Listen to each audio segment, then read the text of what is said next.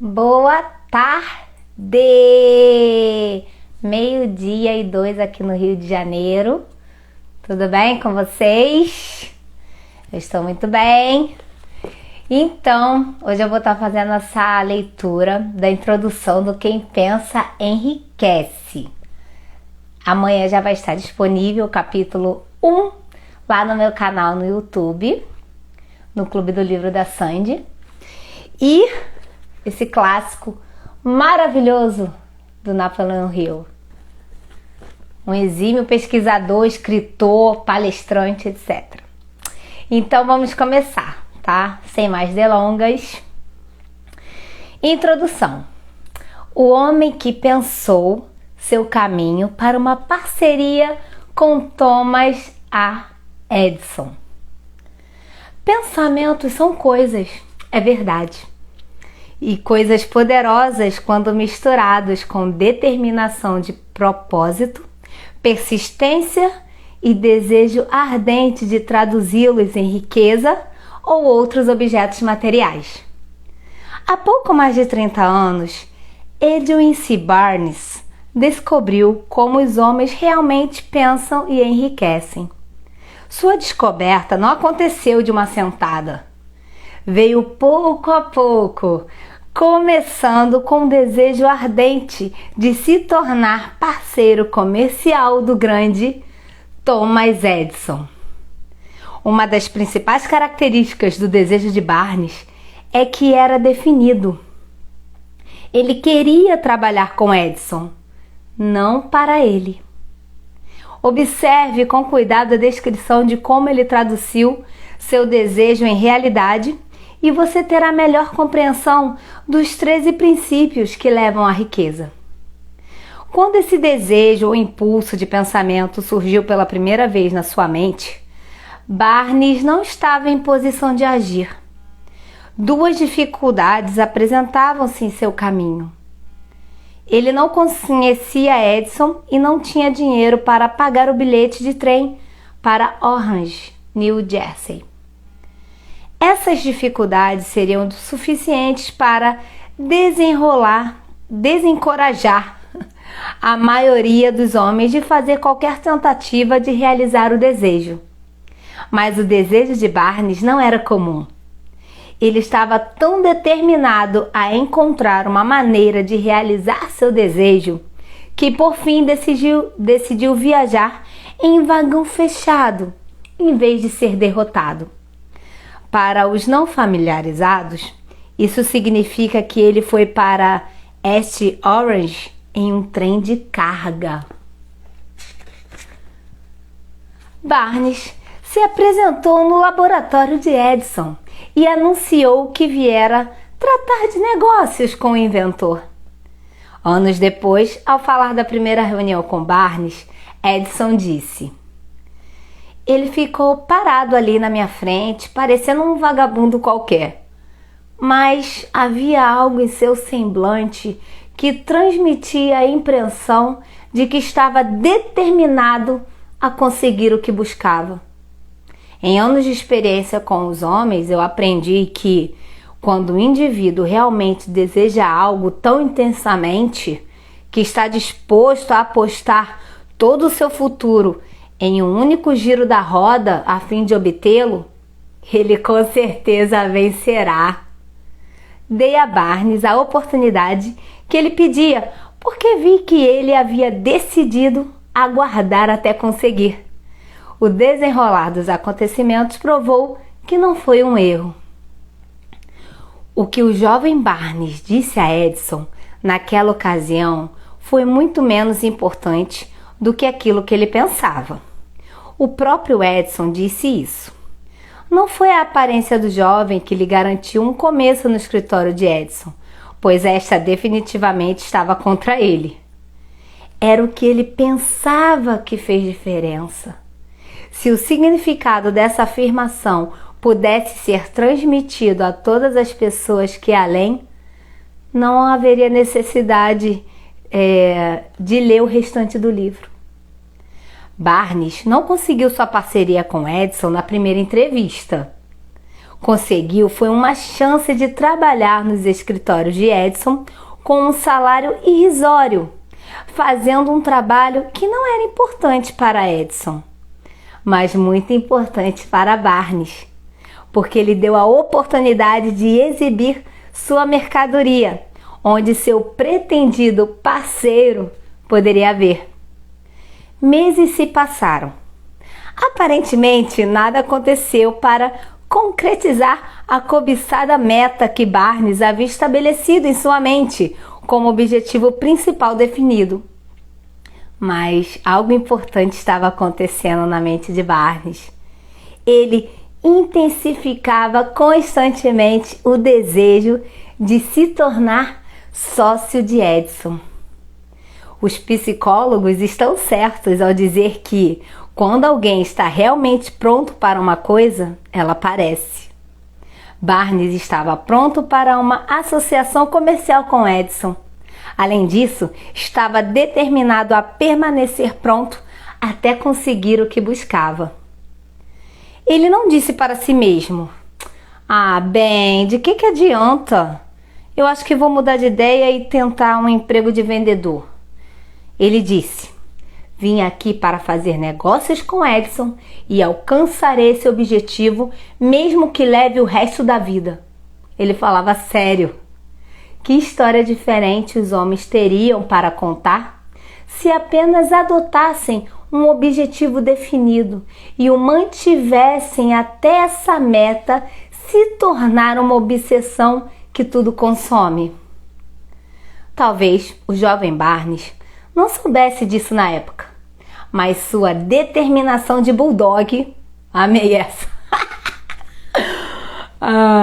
Mas a sua determinação de bulldog e sua persistência em nutrir um único desejo estavam destinadas a abater toda a oposição e lhe trazer a oportunidade que procurava.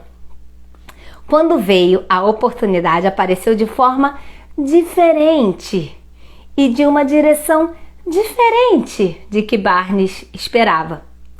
Esse é um dos truques da oportunidade. Ela tem o hábito astucioso de entrar de mansinho pela porta dos fundos e muitas vezes aparece disfarçada na forma de infortúnio ou derrota temporária. Talvez seja por isso que tantos falhem em reconhecer oportunidades.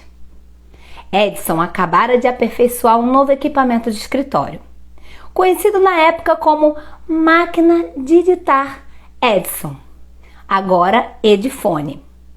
Os vendedores não ficaram entusiasmados com a máquina. Não acreditavam que ela pudesse ser vendida sem grande esforço. Barnes viu ali a sua oportunidade.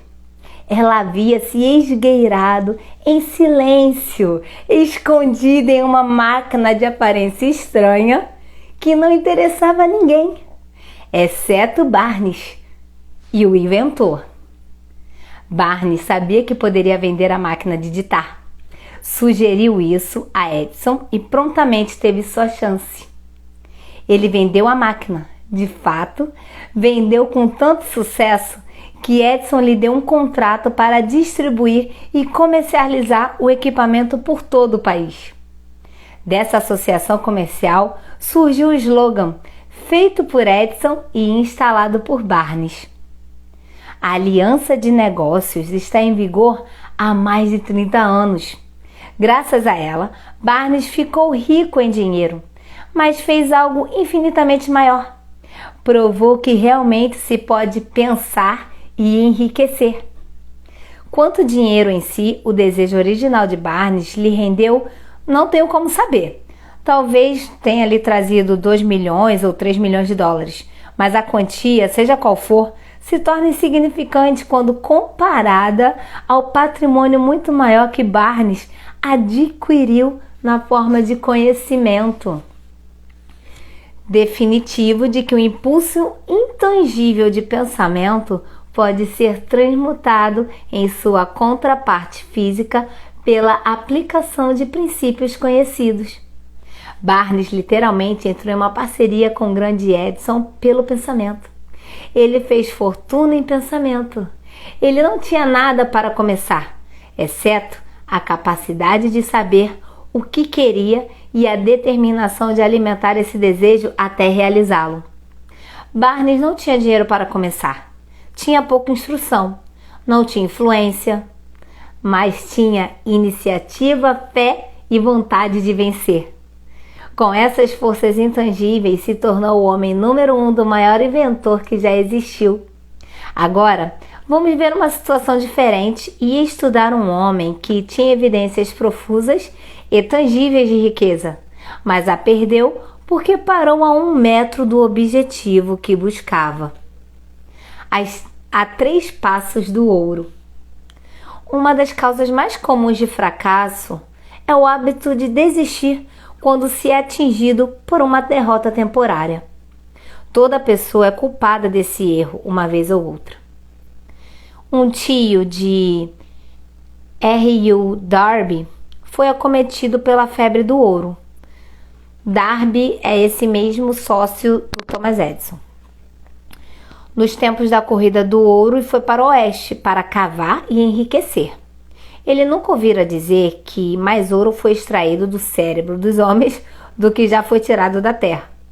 Ele escriturou um terreno e lá foi trabalhar com pá e picareta. A lida era bruta, mas sua ânsia por ouro era absoluta. Após semanas de trabalho, ele foi recompensado pela descoberta do minério brilhante. Ele precisava de equipamentos para trazer o minério à superfície. Sem alarde, encobriu a mina, fez o caminho de volta para casa em Williamsburg, Maryland, e contou aos parentes e alguns vizinhos sobre a descoberta.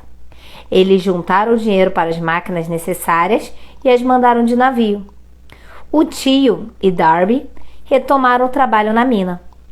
O primeiro carro de minério foi extraído e enviado para uma fundição. Não, Darby é o outro que vai achar o ouro. O Barnes, que era o sócio do Thomas Edison. Muito bem. O tio e Darby retomaram o trabalho na mina. O primeiro carro de minério foi extraído e enviado para uma fundição. O rendimento comprovou que tinham em mãos uma das minas mais ricas do Colorado. Mas alguns carros de minério quitariam as dívidas. Aí viria a grande festança dos lucros. Desceram as perfuratrizes, subiram as esperanças de Darby e seu tio, e então aconteceu uma coisa. O veio do minério de ouro sumiu. Tinham chegado ao fim do arco-íris e o pote de ouro não estava mais lá. Seguiram perfurando, tentando desesperadamente reencontrar o veio de novo, sem sucesso. Por fim, decidiram desistir. Venderam o maquinário para um sucateiro por algumas centenas de dólares e pegaram o trem de volta para casa. Alguns sucateiros são burros, mas não este. Ele chamou um engenheiro de mineração para examinar o terreno e fazer alguns cálculos. O engenheiro informou que o projeto havia fracassado porque os proprietários não estavam familiarizados com as linhas de falha. Seus cálculos mostraram que o veio se encontrava a apenas 1 metro de onde os Darbys haviam parado de perfurar. E foi exatamente onde foi encontrado. O sucateiro tirou milhões de dólares em ouro da mina, pois sabia o suficiente para procurar aconselhamento especializado antes de desistir. A maior parte do dinheiro investido nas máquinas foi obtida pelos esforços da R.U. Darby, na época um rapazola. O dinheiro veio de parentes e vizinhos por causa da fé deles no jovem. Ele pagou cada dólar, embora tenha levado anos. Muito tempo depois, Darby recuperou sua perda multiplicada por várias vezes, quando descobriu que o desejo pode ser transmutado em ouro. A descoberta ocorreu depois que ele entrou para o ramo de venda de seguros de vida. Lembrando que havia perdido uma enorme fortuna por ter parado a 3 passos do ouro, Darby lucrou com aquela experiência no novo trabalho pelo simples método de dizer a si mesmo: parei a 1 metro do ouro, mas nunca vou parar porque as pessoas dizem não quando lhes ofereço um seguro. Darby faz parte de um pequeno grupo de menos de 50 homens que vendem mais de $1 milhão em seguros de vida anualmente. Ele deve sua persistência à lição que aprendeu com a desistência no negócio de mineração de ouro. Antes que o sucesso chegue à vida de qualquer pessoa, ela com certeza encontrará muitas derrotas temporárias e talvez alguns fracassos. Quando a derrota atinge um indivíduo, a coisa mais fácil e mais lógica a fazer é desistir. É exatamente isso que a maioria das pessoas faz. Mais de 500 dos homens de maior sucesso que este país já conheceu disseram ao autor que seu maior êxito veio um passo depois do ponto em que a derrota os atingira. O fracasso é um trapaceiro com um agudo senso de ironia e astúcia. Ele tem grande satisfação em dar uma rasteira quando o sucesso está quase ao alcance da pessoa. Uma lição de 5 centavos em persistência. Logo depois que Darby se formou na Universidade dos Golpes Duros e decidiu lucrar com sua experiência no negócio de mineração de ouro, teve a sorte de estar presente em uma ocasião que comprovou que não necessariamente significa não. Certa tarde, ele estava ajudando o tio a moer trigo em um antigo moinho. O tio gerenciava uma grande fazenda na qual viviam vários arrendatários negros. A porta abriu-se discretamente e uma criancinha negra, filha de um arrendatário, entrou e se posicionou perto da porta. O tio se virou, viu a criança e rosnou para ela em tom grosseiro: "O que você quer?" A criança respondeu mansamente: "Minha mãe disse que é para dar 50 centavos para ela." "Não vou dar nada. Agora vou ir para casa." "Sim, senhor," respondeu a criança, mas não se mexeu. O tio foi em frente com o trabalho, tão ocupado que nem prestou atenção suficiente na criança para perceber que ela não tinha ido embora. Quando ergueu os olhos e a viu ainda parada ali, gritou: "Eu disse para você ir para casa. Agora vá ou vou pegar uma vara para bater em você." A garotinha disse: "Sim, senhor," mas não se moveu nem 1 centímetro. O tio deixou cair o saco de grãos que estava prestes a despejar na tremonha, pegou uma ripa de barril e avançou para a criança com um semblante que indicava problemas. Darby prendeu a respiração. Teve certeza de que estava prestes a testemunhar um assassinato. Sabia que o tio tinha um temperamento feroz e sabia que crianças negras não deveriam desafiar os brancos naquela parte do país. Quando o tio chegou ao local onde a criança estava, ela deu um rápido passo à frente, olhou nos olhos dele e berrou a plenos pulmões com sua voz estridente: "Minha mãe quer 50 centavos. Gente, imagine o berro estridente à força, tá? É que eu não vou fazer isso agora porque eu estou rouca. O tio parou, olhou para ela por um momento, depois soltou a ripa no chão lentamente, colocou a mão no bolso, tirou meio dólar e deu à menininha. A criança pegou o dinheiro e se encaminhou lentamente para a porta, sem tirar os olhos do homem que acabara de derrotar. Depois que ela se foi, o tio sentou-se em uma caixa e ficou olhando ao longe pela janela por mais de 10 minutos. Estava refletindo, assombrado, sobre a chicotada que acabara de levar. Darby também ficou pensando. Era a primeira vez em toda a sua experiência que ele tinha visto uma criança negra deliberadamente dominar um adulto branco. Como ela fez isso? O que aconteceu com seu tio que o fez perder a ferocidade e ficar dócil como um cordeirinho?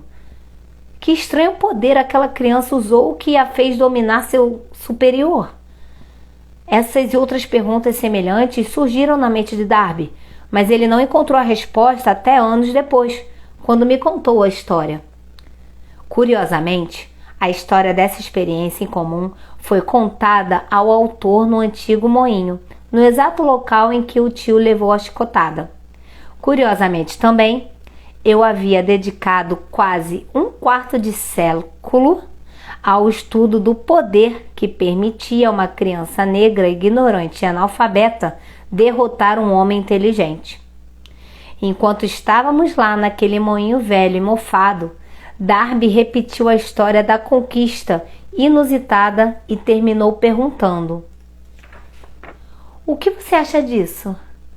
Que poder estranho aquela criança usou para dar tamanha lambada em meu tio?" A resposta para essa pergunta será encontrada nos princípios descritos neste livro. A resposta é plena e completa, contém detalhes e instruções suficientes para permitir que qualquer um entenda e aplique a mesma força com que a criança deparou por acaso. Mantenha sua mente alerta e você observará exatamente qual o estranho poder que veio em socorro da criança. Você terá um vislumbre desse poder no próximo capítulo.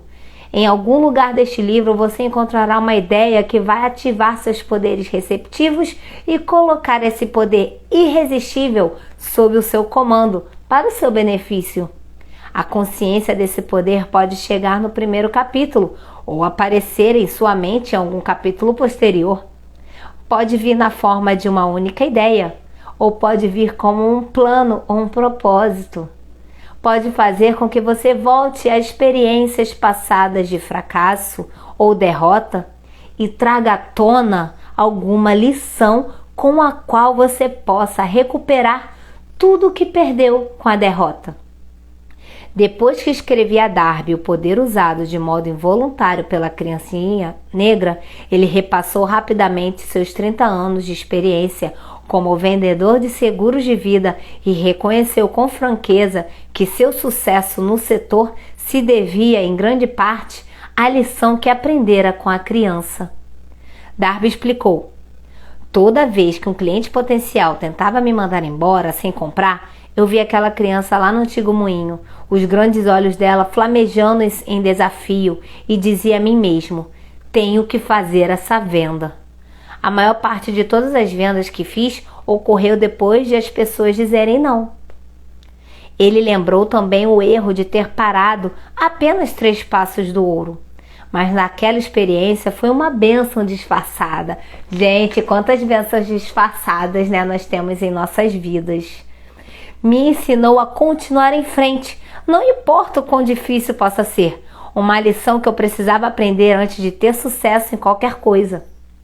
A história de R.U. Darby e seu tio, da criança negra e da mina de ouro, sem dúvida, será lida por centenas de homens que ganham a vida vendendo seguros de vida, e a todos eles o autor deixa a sugestão de que Darby deve a essas 2 experiências sua capacidade de vender mais de $1 milhão em seguros de vida todos os anos. A vida é estranha e muitas vezes imponderável.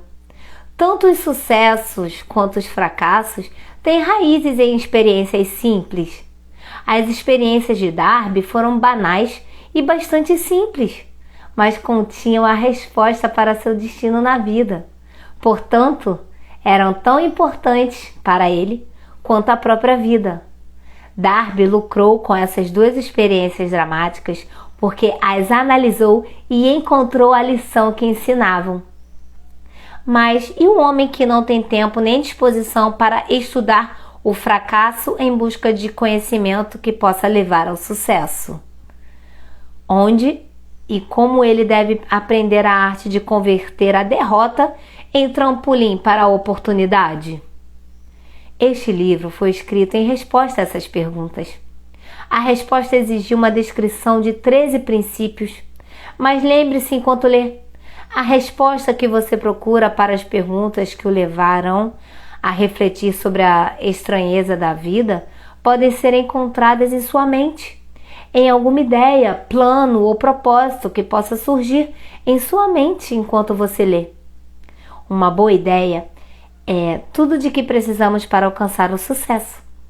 Os princípios descritos neste livro contêm o melhor e o mais prático de tudo, o que se sabe sobre os meios de criar ideias úteis. Antes de prosseguirmos em nossa abordagem da descrição dos princípios, acreditamos que você tem o direito de receber uma sugestão importante. Quando a riqueza começar a vir, ela vem tão depressa e em tamanha abundância que você se pergunta onde ela estivera se escondendo durante todos aqueles anos de escassez. Essa é uma afirmação espantosa, ainda mais quando levamos em conta a crença popular de que a riqueza chega apenas para aqueles que trabalham duro e por muito tempo. Quando você começar a pensar em enriquecer, vai observar que a riqueza começa com um estado mental, com uma definição de objetivo, com pouco ou nenhum trabalho duro. Você e todas as outras pessoas devem estar interessados em saber como adquirir o estado mental que atrairá a riqueza. Passei 25 anos pesquisando, analisando mais de 25 mil pessoas, porque eu também queria saber como os homens ricos ficam ricos. Sem essa pesquisa, este livro não poderia ter sido escrito. Observe aqui uma verdade muito significativa, que é a seguinte: a depressão econômica iniciada em 1929 seguiu avançando para o recorde de maior destruição da história até algum tempo após o presidente Roosevelt assumir o cargo. Então a depressão começou a desaparecer do nada. Assim como um eletricista em um teatro aumenta a iluminação de modo tão gradativo que a escuridão é transmutada em luz antes que você perceba, o feitiço do medo na mente das pessoas desaparece gradualmente e se torna fé. Observe com atenção que, assim que você dominar os princípios desta filosofia e começar a seguir as instruções para aplicá-los, sua condição financeira começará a melhorar e tudo que você tocar começará a se transformar em um ativo para o seu benefício. Impossível? De jeito nenhum. Uma das maiores fraquezas da humanidade é a familiaridade do homem comum com a palavra impossível. Ele conhece todas as regras que não funcionarão, sabe todas as coisas que não podem ser feitas. Este livro foi escrito para aqueles que buscam as regras que tornaram outras pessoas bem-sucedidas e estão dispostos a apostar tudo nessas regras. Há muitos anos comprei um bom dicionário. A primeira coisa que fiz foi buscar a palavra impossível e recortá-la cuidadosamente do livro. Não seria imprudente você fazer a mesma coisa. O sucesso chega àqueles que se tornam conscientes do sucesso. O fracasso chega àqueles que, indiferentes, se permitem ficar conscientes do fracasso. O objetivo deste livro é ajudar a todos que buscam sucesso a aprender a arte de mudar a mentalidade da consciência de fracasso para a consciência de sucesso. Outra fraqueza encontrada em muita gente é o hábito de medir tudo e todos pelas próprias impressões e crenças. Alguns que lerem isto vão acreditar que ninguém pode pensar em enriquecer.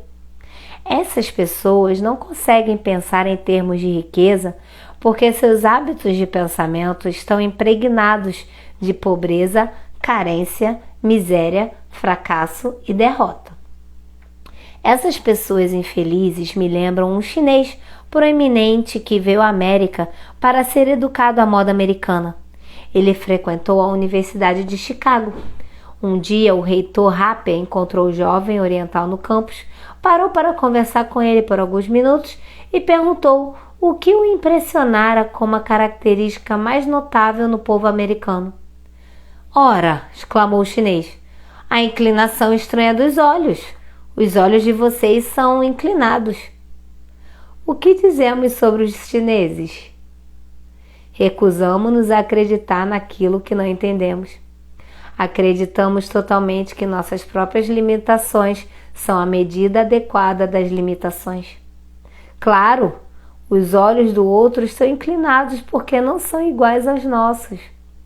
Milhões de pessoas olham para as realizações de Henry Ford depois de concretizadas e o invejam por causa da boa fortuna, sorte, gênio, ou seja o que for que considere a causa da riqueza de Ford. Talvez uma pessoa em cada 100.000 saiba o segredo do sucesso de Ford, e as que sabem são muito modestas ou ficam muito relutantes em falar sobre isso devido à simplicidade. Um único episódio ilustrará o segredo com perfeição. Anos atrás, Ford decidiu produzir o agora famoso motor V8. Ele decidiu construir um motor com os 8 cilindros fundidos em um só bloco e instruiu seus engenheiros a produzir um projeto para o motor. O design foi colocado no papel, mas os engenheiros concordaram por unanimidade que era simplesmente impossível moldar um bloco de motor a gasolina de 8 cilindros em uma peça única. Ford disse: produzam assim mesmo. Mas é impossível, afirmaram os engenheiros. Vão em frente, ordenou Ford, e continuem nesse trabalho até obter sucesso, não importa quanto tempo seja necessário. Os engenheiros foram em frente. Não havia outra opção se quisessem permanecer na equipe de Ford. 6 meses se passaram, nada aconteceu. Mais 6 meses se passaram e ainda nada aconteceu. Os engenheiros tentaram todos os planos possíveis para executar o pedido, mas a coisa parecia fora de questão. Impossível. No final do ano, Ford conversou com seus engenheiros e foi novamente informado de que não haviam encontrado nenhuma maneira de cumprir suas ordens. Vão em frente, disse Ford. Eu quero e vou ter esse motor. A equipe seguiu em frente e então, como se por um passe de mágica, o segredo foi descoberto. A determinação de Ford venceu mais uma vez. Essa história pode não ter sido contada com precisão minuciosa, mas a essência e o desfecho estão corretos. Tente extrair do relato, você que deseja pensar em enriquecer, o segredo dos milhões de Ford. Você não vai precisar procurar muito longe. Henry Ford é um sucesso porque entende e aplica os princípios do sucesso. Um deles é o desejo, saber o que se quer. Lembre-se da história de Ford enquanto lê este livro e selecione as frases nas quais o segredo de sua realização estupenda é descrito. Se conseguir fazer isso, se conseguir identificar o grupo específico de princípios que enriqueceu Henry Ford, você poderá igualar suas realizações em quase qualquer ocupação para a qual você seja talhado. Você é o mestre do seu destino, o capitão da sua alma, porque quando Henley escreveu as linhas proféticas, sou o mestre do meu destino, sou o capitão da minha alma, ele deveria ter informado que somos os mestres do nosso destino, os capitães da nossa alma, porque temos o poder de controlar nossos pensamentos.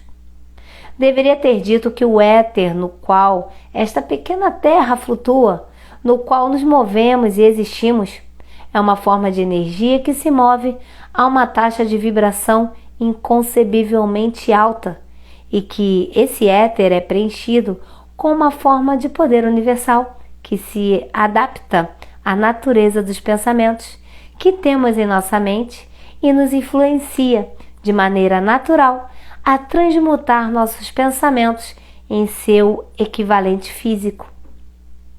Se o poeta tivesse dito essa grande verdade, saberíamos por que somos os mestres de nosso destino, os capitães de nossa alma.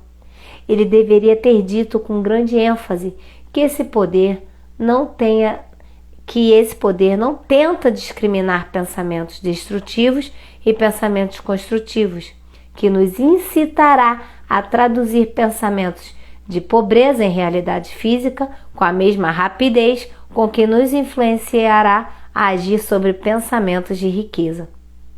Ele deveria ter dito também que nosso cérebro se magnetiza com os pensamentos dominantes que mantemos na mente e que, por meios que ninguém conhece, esses ímãs atraem para nós as forças, as pessoas, as circunstâncias de vida que se harmonizam com a natureza de nossos pensamentos dominantes.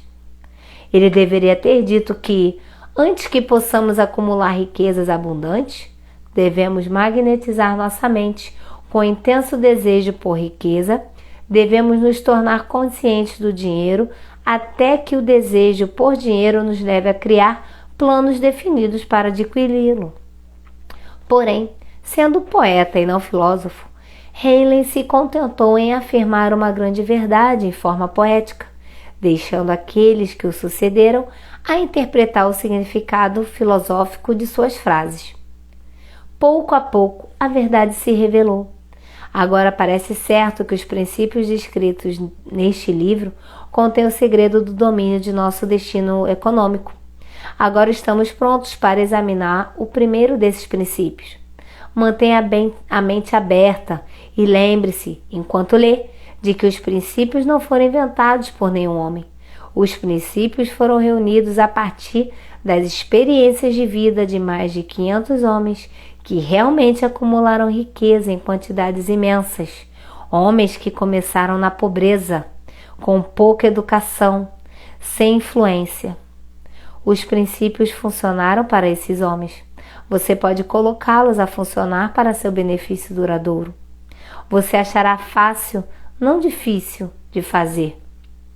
Antes de ler o próximo capítulo, quero que saiba que ele transmite informações factuais que podem facilmente mudar o seu destino financeiro, assim como provocaram mudanças de proporções estupendas em duas pessoas citadas. Quero que você também saiba que meu relacionamento com esses dois homens é tal que eu não poderia tomar liberdades com os fatos, mesmo que quisesse. Um deles é meu amigo mais próximo há quase 25 anos. O outro é meu filho. O sucesso em comum desses dois homens, sucesso que eles generosamente acreditam no princípio descrito no próximo capítulo, mais do que justifica a referência pessoal como forma de enfatizar o poder abrangente do princípio. Há quase 15 anos, proferi o discurso de formatura na Faculdade de Salem, na Virgínia Ocidental. Enfatizei o princípio descrito no próximo capítulo com tanta intensidade que um dos formandos se apropriou decididamente dele e o tornou parte de sua filosofia. O jovem é agora um membro do Congresso e figura importante do atual governo. Pouco antes deste livro ir para o editor, ele me escreveu uma carta na qual declara sua opinião sobre o princípio descrito no próximo capítulo com tamanha clareza que decidi publicá-la como introdução ao capítulo. A carta dá uma ideia das recompensas por vir. Caro Napoleon, minha atuação como membro do Congresso proporcionou uma visão dos problemas de homens e mulheres. Assim escrevo para oferecer uma sugestão que pode se tornar útil para milhares de pessoas dignas. Se me permite, devo antecipar que a sugestão, caso aceite, significará vários anos de trabalho e responsabilidade para você, mas fico entusiasmado em fazê-lo porque conheço seu grande amor por prestar serviço útil. Em 1922, quando você proferiu o discurso de formatura na Faculdade de Salem, eu estava na turma de formandos. Naquele discurso, você plantou em minha mente a ideia responsável pela oportunidade que hoje tenho de servir o povo do meu estado e será responsável em grande medida por qualquer sucesso que eu possa ter no futuro. A sugestão que tenho em mente é que você coloque em um livro a essência do discurso que proferiu na Faculdade de Salem, proporcionando com isso ao povo da América a oportunidade de lucrar com seus muitos anos de experiência e associação com os homens que, por sua grandeza, fizeram da América a nação mais rica do mundo. Lembro como se fosse ontem a maravilhosa descrição que você fez do método pelo qual Henry Ford, com pouca escolaridade, sem um tostão, sem amigos influentes, alcançou grandes alturas. Decidi então, mesmo antes de você terminar o discurso, que eu conquistaria um espaço para mim, independentemente de quantas dificuldades tivesse que superar. Milhares de jovens terminarão seus estudos neste ano e nos próximos anos. Cada um deles estará buscando uma mensagem de incentivo prático, como a que recebi de você. Eles vão querer saber para onde se direcionar, o que fazer para começar a vida. Você pode contar a eles, pois ajudou a resolver os problemas de muita gente.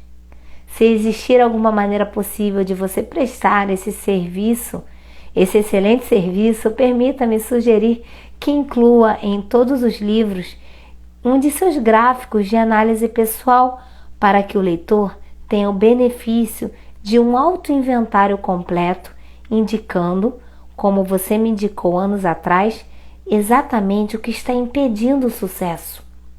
Um serviço como esse, proporcionando aos leitores de seu livro um retrato completo e imparcial de suas falhas e virtudes, significaria para eles a diferença entre sucesso e fracasso.